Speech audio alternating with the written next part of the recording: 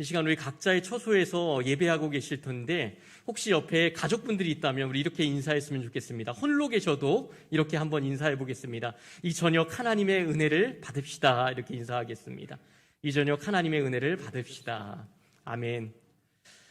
우리는 모든 조건을 갖추어야만 어떤 일을 할 수 있다고 생각할 때가 많이 있습니다. 그러나 어떤 목표를 이룬 사람들을 보면 집안이 좋고 교회에 어떤 교육의 기회가 많은 어떤 좋은 조건을 가진 사람들도 있지만 좋지 못한 상황에서도 무엇인가를 이루어낸 사람들이 상당히 많이 있다는 것을 알 수가 있습니다. 부족한 가운데서 어떤 때는 가능성이 전혀 없는 상황에서도 멋지게 일을 이루어내는 사람들이 있더라는 겁니다. 혹시 이 자리에서도 나쁜 조건 때문에 난 안 돼라고 생각하는 분이 계시다면 한 번 더 생각을 열어서 조금만 생각을 바꿔보시기 바랍니다. 환경과 조건이 절대적인 것은 아니기 때문에 그렇습니다. 세계적인 바이올리니스트 파가니니라는 음악가가 있습니다. 그의 일화가 많이 있는데요. 이 파가니니는 이탈리아 사람인데 한 번은 프랑스에 가서 연주를 하게 됐습니다. 그 당시 프랑스 귀족들의 특징은 상당히 도도하고 자존심이 세서 웬만해선 남의 것을 어떻게 인정해주지 않는 그런 특징을 가지고 있었습니다. 그러니까 파가니니가 연주회를 갖는 그곳에 호의적이지 않았다라는 것이죠. 마치 심사위원이 팔짱을 끼고 심사를 하는 것처럼 그렇게 연주회를 관람하기 시작한 겁니다. 소위 기가 눌리는 상황인데 연주 중에 그런데 갑자기 줄 하나가 끊어졌습니다. 그러자 연주를 듣던 사람들이 웅성웅성 하는 거죠. 이쯤 되면 뭐 당황도 할 만하고 잠시 브레이크 타임을 갖고 악기를 정비하고 할 만도 한데 파가니는 계속해서 그것을 연주해 나갑니다. 그러니까 사람들이 야 뭔가 다르다 정말 대단하다 이렇게 느꼈습니다. 그런데 또 웬걸요 갑자기 또 하나의 줄이 끊어져 버린 겁니다. 이제는 두 줄을 가지고 계속 연주를 하기 시작합니다. 그래도 파가니니는 멈추지 않고 두 줄을 옮겨가면서 멋진 연주를 하고 있었습니다. 그런데 영화에서나 나올 법한 일이 실제로 일어났습니다. 줄 하나가 또 끊어져 버린 거예요. 하지만 파가니니는 마지막까지 그 한 줄을 가지고 그 연주를 끝까지 마치고 말았습니다. 연주가 끝나자 이 호의적이지 않았던 프랑스 귀족들이 기립박수를 치고 최고의 찬사를 보내고 좌중에 있는 모든 사람들이 난리가 난 거죠. 쉽게 말하면. 이때 붙여진 이름이 한 줄 연주의 기적 파가니니라는 이 별칭을 얻게 된 겁니다. 우리의 인생을 바이올린 연주에 비교해 본다면 줄 4개를 가지고 살아가는 사람들은 생각보다 그렇게 많지 않은 것 같습니다. 어떻게 보면 모든 사람들이 평등해 보이지만 출발 자체가 너무나 다른 경우가 많이 있죠. 그뿐 아니라 우리는 인생을 살아가다 보면 인생 살면서 가지고 태어난 이 줄도 많지 않은데 그 줄이 하나하나 끊어지는 것을 경험할 때가 있습니다. 살면서 인간관계의 줄이 끊어질 때가 있죠. 정말 친한 친구가 있었습니다. 이 친구는 믿을 법한 친구라고 생각했어요. 그런데 어떻게 나한테 이럴 수 있지라는 상황들이 벌어지기도 합니다. 또 어떤 때는 가정의 줄이 끊어지기도 합니다. 넉넉한 가정도 아닌데 사업도 어려워지고 또 청구서는 계속해서 날아오고 모든 것들이 압박해오는 그때가 있습니다. 또 어떤 경우 가족이 해체되는 경우도 있죠. 이 외에도 어떤 사람은 살면서 건강의 줄이 끊어집니다. 젊을 때는 모든 것을 할 수 있을 것만 같았는데 나이가 들면서 인생의 줄이 하나하나 끊어질 때 우리는 좌절하고요. 또 포기하기도 합니다. 살다 보면 내가 믿어왔던 그 인생의 줄들이 하나하나 끊어지는 것을 경험할 때가 있다라는 겁니다. 오늘 모세가 그런 상황에 놓인 사람 중에 하나입니다. 모세라는 사람은 원래 줄이 굉장히 많았던 사람이죠. 모세는 그 당시 가장 강력한 군가인 이 이집트의 왕자로 살아갔습니다. 능력으로 따지면, 배경으로 따지면 정말 최고의 그런 환경과 또 능력이었습니다. 그런데 왕자라는 줄이 끊어졌어요. 그리고 왕자로 가지고 있었던 그 명예와 지위와 그 모든 줄들이 끊어집니다. 생각해 보세요. 이 이집트라고 하는 이 강대국, 이곳에서 애굽의 왕자로 그동안 학문과 또 지식과 최고의 것들을 그는 누려왔습니다. 그리고 수많은 그런 유능한 사람들과 인맥을 쌓아왔던 그런데 왕자라고 하는 이 신분이 끊어지자 모든 줄들이 끊어진 거예요. 인간관계의 줄도 다 끊어져 버렸습니다. 모든 줄이 끊어지고 그가 광야로 도망해서 그가 마지막에 남은 줄이라고는 뭐냐면 목자의 줄, 양치는 줄만 그가 남았던 겁니다. 출애굽기 3장 1절을 보면 모세의 처지가 오늘 그대로 나오죠. 함께 보시면 이렇게 말합니다. 모세가 그의 장인 미디안 제사장 이드로의 양떼를 치더니 그 떼를 광야 서쪽으로 인도하여 하나님의 산 호렙에 이르매. 지금이야 이제 처가살이라는 것이 크게 느껴지지 않지만 그 당시는 그렇지 않았을 겁니다. 왕자였던 모세가 지금 목동이 되어서 처가살이를 하고 있어요. 모든 줄이 다 끊어지고 이제는 목자라는 그 줄 하나 붙들고 살아가는 인생이 되었다라는 겁니다. 잘 나갔던 이 모세의 때, 그가 왕자였을 때를 생각해 보면 한마디로 바닥이 돼버린 겁니다. 그런데요, 놀라운 것은 하나님은 그때 모세를 불렀다는 거예요. 왕자라고 하는 신분, 많은 인맥과 큰 힘이 있다라고 생각할 때에는 하나님은 나타나지 않으셨습니다. 그런데 이제 한 줄 인생이 되어버린 이 모세에게 하나님께서 나타나신 겁니다. 우리는 많은 줄이 있어야 하나님의 일을 잘 감당할 수 있고 그렇게 살아갈 수 있다고 생각합니다. 남들보다 조금 더 근사한 모습, 줄이 많은 인생이 되어야 하나님께서 쓰신다고 생각하는 거예요. 그러나 하나님의 생각은 달랐던 겁니다. 물론 하나님께서는 우리가 가진 달란트, 어떤 은사들, 환경, 모든 것들을 사용합니다. 그러나 중요한 그 방점은 거기 있지 않다는 거예요. 하나님께서 그 사람을 부르셨는가? 그 부르심으로부터 출발을 합니다. 하나님이 부르셨다면요, 그 인생은 하나님이 멋진 연주를 할 수 있는 인생으로 바꾸어 가신다는 겁니다. 우리는 결코 좌절할 만한 그런 인생이 아니라는 거예요. 오늘 모세는 양떼를 먹이다가 광야 서쪽 끝에 있는 시내산에 이르게 됩니다. 광야라는 곳은 그렇죠, 세상과 구별된 곳입니다. 어려움의 때이기도 하지만 그 광야라는 곳은 늘 우리가 자신을 돌아볼 수 있도록 하는 그러한 곳이죠. 모세는 그곳에서 놀라운 광경을 목격하게 됩니다. 불이 땅에 내려왔는지, 땅에서 왔는지, 아니면 하늘에서 내려왔는지 알 수 없지만 떨기나무에 불이 붙었는데 나무가 타지 않는 거예요. 이상하다. 어떻게 나무에 불이 붙었는데 이 나무가 타지 않은 것일까? 무엇인가 이끌리듯이 모세는 그곳을 향해 걸어가기 시작합니다. 그때 하나님의 음성이 들리는 거예요. 모세야, 모세야.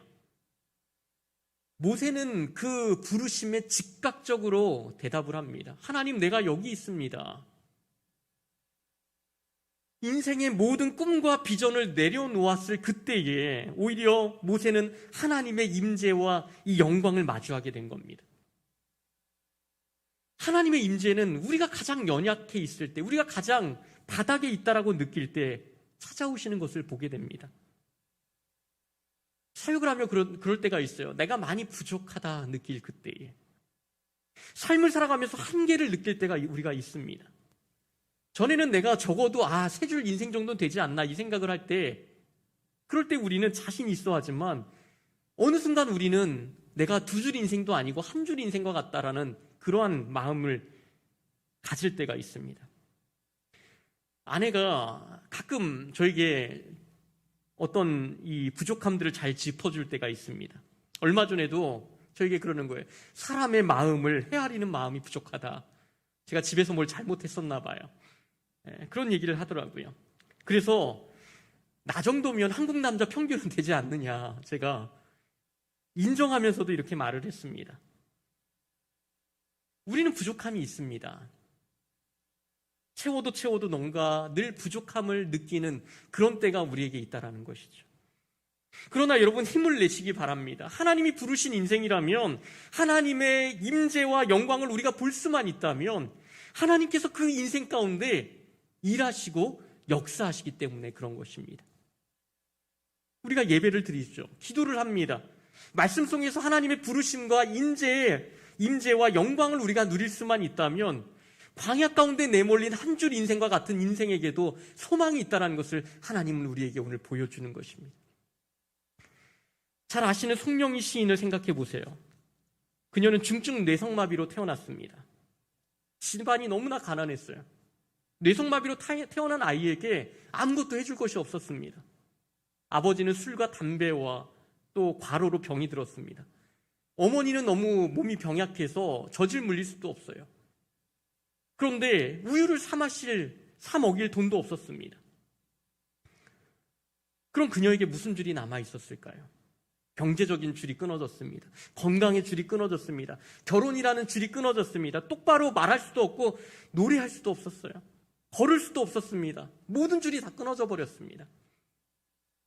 우리가 보기에 모든 줄이 끊어져 버린 그런 인생 아닌가요? 여기서 무슨 소망을 우리가 발견할 수 있겠습니까?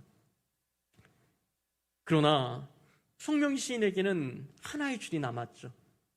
시라고 하는 이 창문을 통해서 세상에 말을 하고 들을 수 있는 줄 하나가 남았던 겁니다. 하나님은 그 줄을 사용하시기 시작한 것입니다.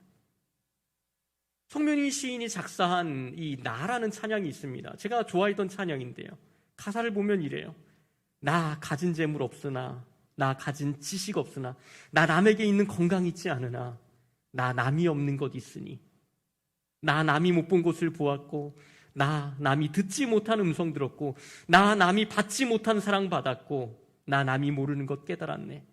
공평하신 하나님이 나 남이 가진 건 나 없지만 공평하신 하나님이 나 남이 없는 것 같게 하셨네. 모든 줄이 다 인생의 줄이 끊어졌다는 거예요. 그러나 그녀에게 하나님의 임재가 있었습니다. 남이 못 보는 것을 보았고, 남이 못 듣는 것을 들었고, 남이 받지 못한 사랑을 그는 받았던 거예요. 그녀는 받았던 거예요. 만약 우리가 송명희 시인과 같은 그런 중증 뇌성마비를 앓고 있다면 이런 고백을 할 수 있을까요? 공평하신 하나님이라고 말했는데 과연 공평하신 하나님이라고 우리가 과연 말할 수 있겠냐는 것입니다. 우리는 가진 것보다 가지지 못한 것, 없는 것에 주목하며 살아갑니다. 할 수 있는 것을 하기보다는 할 수 없는 것에 주목하며 여러 가지 이유로 스스로를 제한하며 살아갑니다. 하지만 우리는 송명희 시인을 생각할 때 너무나 많은 줄을 가지고 살아가는 사람들 아닙니까? 우리는 인생의 어려움 앞에 우울감을 갖습니다. 나는 줄이 없다고 생각을 해요. 유년시를 받지 못했던 사랑들, 나의 어떤 환경과 형편들, 불행했던 어떤 과거의 환경들, 끊어져 버린 줄들 때문에 나는 아무것도 할 수 없는 인생이라고 우리는 생각하고 좌절할 때가 많습니다. 물론 우리가 환경이라는 줄을 저는 무시하고 싶지는 않습니다. 저 또한 그런 환경에 대해 어느 정도 이해는 합니다. 그러나 정말 나에게 없는 것은 여러 개의 줄이 아니라 하나님의 임재가 없는 것, 그것 아닌가요? 하나님의 영광을 보지 못하는 그러한 눈 아닙니까? 부르심 앞에 하나님 내가 여기 있습니다라고 반응하지 못하기 때문은 아닌가요? 우리들은 보통 줄이 많아야 좋은 연주를 할 수 있다고 생각합니다. 일반적으로 생각하면 절대 틀린 말은 아닙니다. 그러나 아무리 많은 줄을 가지고 있다 할지라도 연주자가 엉망이라면 소용이 없을 겁니다. 예수님께서 이렇게 말씀하셨어요. 나를 따라오려거든 자기를 부인하고 자기 십자가를 지고 나를 따르라. 나를 부인한다는 것은 나를 내려놓는 것입니다. 내가 내 인생을 연주하길 포기하는 거예요. 하나님이 나를 연주해 가시도록 내 자신을 맡겨드리는 것입니다. 하나님께 순종하는 것이고요. 하나님의 부르심 앞에 내가 여기 있습니다라고 반응하는 것입니다. 그렇게 하나님께서 내 인생을 연주해 가시면 하나님으로 인해 우리의 인생이 달라지는 겁니다. 우리가 이 믿음을 가져야 합니다. 혹시라도 나는 한 줄과 같은 인생이다. 여러 가지 이유로 스스로를 제한하고 살아가고 있지는 않습니까? 광야와 같은 인생 가운데에 인생의 목적을 잃어버리고 방황하며 혹시 살고 있지는 않습니까? 그렇다면 더욱더 하나님의 약속을 붙들고 하나님이 나에게 맡겨신 일에 최선을 다하며 우리는 살아가야 합니다. 그때 하나님께서 한 줄과 같은 나의 인생을 사용하시고 축복된 인생으로 우리를 변화시켜 가실 것입니다. 그러나 이런 축복의 인생이 되기 위해서는 단순히 나의 결심만 가지고 되는 것은 아닙니다. 본문 2절과 3절을 보면 이렇게 말합니다. 여호와의 사자가 떨기나무 가운데로부터 나오는 불꽃 안에서 그에게 나타나시니라. 그가 보니 떨기나무에 불이 붙었으나 그 떨기나무가 사라지지 아니하는지라. 이에 모세가 이르되 내가 돌이켜 가서 이 큰 광경을 보리라. 떨기나무가 어찌하여 타지 아니하는고 하니. 떨기나무는 사막에 흔히 볼 수 있는 보잘것없는 그저 그런 나무입니다. 그럼 이 떨기나무는 무엇을 상징하는 것일까요? 누구를 말하는 겁니까? 모세입니다. 모세야, 너는 떨기나무처럼 보잘것없는 존재다. 그러나 내가 너에게 불을 붙여주면 불타는 떨기나무가 되어 능력 있게 쓰임 받을 것이다. 여러분, 여기서 중요한 것은 떨기나무가 아니라 불입니다. 우리는 떨기나무와 같은 존재지만 하나님의 임재 아래에 있는 자들은 그저 그런 떨기나무가 아니라는 거예요. 우리를 불타는 떨기나무로 바꾸시겠다는 겁니다. 여기서 불은 하나님의 임재를 뜻해요. 신앙생활에 있어 하나님의 임재가 있어야 능력 있게 된다는 걸 말합니다. 우리가 흔히 사물놀이를 할 때에도 신명 난다라는 말을 쓰잖아요. 신명 나야 되는 것처럼 사물놀이가 신앙에는 하나님의 임재, 성령의 임재가 없이는 설명할 수가 없는 겁니다. 하나님의 임재가 우리를 힘있게 합니다. 신나게 신앙생활할 수 있는 원동력이 되는 것입니다. 그런데 문제는 많은 사람들이 신앙생활에 성령의 임재를 갈망하지 않는다는 겁니다. 보세요. 불타는 떨기나무는 불은 붙었지만 자기 자신은 타지 않습니다. 타서 죄가 되어버리지 않아요. 이유가 뭘까요? 하나님께서 공급하시는 그 공급하심이 그에게 있는 거예요. 성령의 능력이 그 안에서 나타나는 겁니다. 과거 40세의 모세는 스스로 불이 붙어 뛰어다녔습니다. 애굽에 많은 지식이 있었습니다. 능력이 있었습니다. 많은 줄들이 있었습니다. 민족을 향한 불타는 마음으로 애굽 사람을 쳐 죽이기까지 했습니다. 모세가 자기 자신을 주장하면서 자신의 의로움으로 불탔을 때는 연기만 나는 인생이었어요. 그 불은 모세 자신을 태워버리고 말았습니다. 우리는 우리의 이 어떤 삶의 원동력, 어떤 마음의 중심, 본질이 어디서 나오는지 그것을 우리는 주목해 봐야 됩니다. 여러분의 삶의 원동력은 무엇으로부터 나옵니까? 내 자신에게서부터 나옵니까? 하나님에게서부터 나옵니까? 등잔불을 한번 생각해 보십시오. 심지에 불은 붙어 있지만 심지는 타지 않습니다. 심지 주위에 있는 그 기름들이 태워질 뿐이죠. 우리 힘의 원동력은 어디 있다라는 거예요? 성령의 임재, 하나님의 임재 가운데 우리가 있을 때에만 가능하다라는 겁니다. 주의 성령께서 우리에게 임재하시면 어떤 일이 벌어질까요? 불은 붙었지만 심지가 타들어가지 않는 인생이 되는 겁니다. 어떤 경우 성령의 능력 없이 일을 합니다. 그렇게 1년, 2년, 3년 시간이 지나면 어떻게 될까요?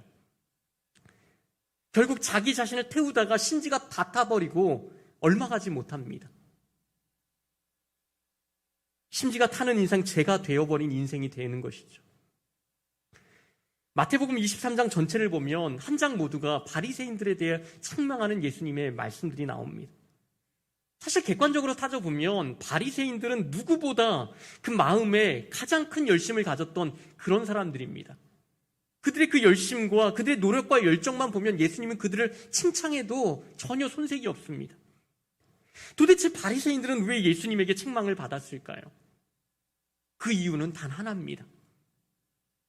자신의 의를 태우는 사람들이었기 때문에, 성령 없이 하려고 했기 때문에, 성령을 무시하는 삶이었기 때문에 그렇습니다. 만약 우리가 바리새인의 모습으로 살아간다면 어떻게 될까요? 자신을 태우는 인생은 일할 때에도 결국은 지칠 수밖에 없는 거예요. 봉사에도 지친 모습으로 항상 뭔가 열심히 하는 것 같은데 그 가운데 기쁨이 사라져버립니다. 감사가 사라져버립니다. 그저 일이 될 뿐인 겁니다. 왜 그럴까요? 성령의 능력으로 일하지 않기 때문에, 성령의 능력으로 살아가지 않기 때문입니다. 기름 없는 초와 같이 자기 자신을 태우다가 끝나버리는 거예요. 그러나 성령의 능력으로 일하는 사람은 일을 하면서도 기쁨이 있는 거예요. 즐거움이 있습니다. 고갈되지 않습니다. 더욱더 충만한 어떤 에너지, 하나님의 은혜가 그 사람을 이끌어 가더라는 겁니다. 우리가 우리가 바라봐야 될 것이 있어요. 그건 뭐냐면 내가 몇 줄 인생이냐, 그것에서 시각을 옮기는 겁니다. 세상적인 시각에서 머물러 있지 말고 우리에게 필요한 것이 무엇인가, 바로 하나님의 임재라는 것을 우리는 시각을 옮겨야 되는 거예요. 성령님이 주시는 그 공급함이 있는가, 여기에 우리 자신의 초점을 맞춰야 된다는 것입니다. 모세는 한 줄 인생, 아무것도 아닌 인생이 되었지만 하나님의 기름 부으심이 그 가운데 있으니까 어떻게 됩니까? 그때부터 불타오르기 시작합니다. 결국 그가 이스라엘 백성을 인도해내는 그 귀한 역할 가운데 하나님이 그를 사용하셨다는 것을 우리는 잘 알고 있습니다. 물론 우리가 무엇인가를 이루기 위해서는 책임감을 가지고 책임을 완수하려는 노력이 필요합니다. 책임감을 완수하는 과정에는 준비되어진 능력이 있어야 됩니다. 이것은 다 아실 겁니다. 준비되지 않았다면 당연히 쓰임받을 수 없습니다. 그러나 하나님의 일을 하기 위해서는 성령의 능력이 바로 반드시 필요하다는 거예요. 성령님을 의지할 수 있는 그 안목과 그 갈급함이 그에게 있어야 한다는 겁니다. 교회는 어떤 곳일까요? 교회는 어떤 곳이 되어야 합니까? 지금 우리는 코로나로 인해서 이렇게 지금 비대면 온라인 예배를 드리고 있죠. 지금 각자의 처소에서 우리는 예배하고 있습니다. 기도하고 있습니다. 이때 우리가 잊지 말아야 할 것은 어떤 장소에도 구애받지 아니하시는 성령님이 우리 가운데 지금 함께하고 계시다라는 겁니다. 성령님의 임재입니다. 온라인이라는 방식이 다소 제한되어 있는 환경이죠. 예배로 따진다면 한 줄밖에 남지 않은 예배처럼 느껴지기도 합니다. 하지만 성령의 교통하심이 우리와 함께 하신다면 그 모든 제약들 하나님께서 선으로 이끌어 가십니다. 우리는 코로나라고 하는 이 제약된 환경을 크게 봅니다. 물론 물질적인 세계를 살고 있는 우리는 충분히 그럴 수 있죠. 그러나 그게 문제라고 생각하지만 정말 더 큰 문제가 무엇일까요? 그것은 교회 공동체가 하나님의 임재를 기대하지 않을 때 나타나는 것입니다. 물리적인 것만 보고 이 시간의 모든 가운데 성령님을 구하지 않는 것. 아무리 어려운 상황이 온다 해도 성령님의 임재와 능력이 우리 가운데 함께 한다면, 그것을 우리가 소망한다면 그 교회 공동체는 절대 무너지지 않습니다. 오히려 그 환경을 이기고자 더욱더 큰 믿음으로 나아갈 수 있게 될 것입니다. 4절과 5절을 보겠습니다. 여호와께서 그가 보려고 돌이켜 오는 것을 보신지라 하나님이 떨기나무 가운데서 그를 불러 이르시되 모세야 모세야 하시매 그가 이르되 내가 여기 있나이다. 하나님이 이르시되 이리로 가까이 오지 말라. 내가 선 곳은 거룩한 땅이니 내 발에서 신을 벗으라. 하나님께서 떨기나무 가운데서 모세를 부르자 모세가 대답합니다. 내가 여기 있습니다. 그러자 5절에 이렇게 말하죠. 더 이상 가까이 오지 말아라. 왜 그럴까요?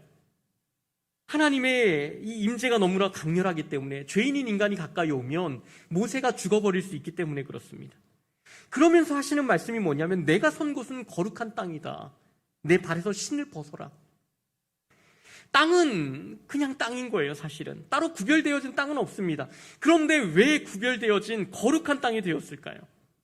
그것은 하나님의 임재 때문입니다. 하나님 임재하시는 곳이 거룩해지는 곳이에요.